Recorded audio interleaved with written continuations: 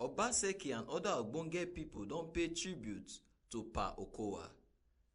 Di Edo State Governor Godwin Obaseki don join other ogbonge pipo to pay last tribute to Chief Otto Okowa, di papa to di Governor of Delta State, Senator Dr.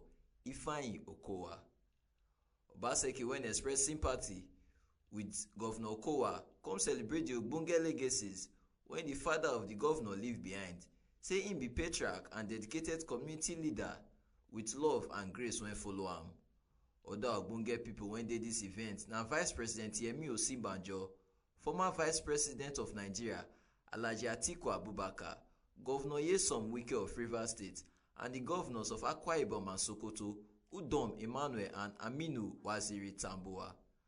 Vice President Osinbajo wen come talk for the Thanksgiving when dem do for the Church of Nigeria Anglican Communion, St. Michael's Anglican Church, Diocese of Ika, Delta State, say Pa Okowa na one of the dedicated leaders of the former Bende State, and doubt no dey say im leave better legacies for both im children and grandchildren and even the state.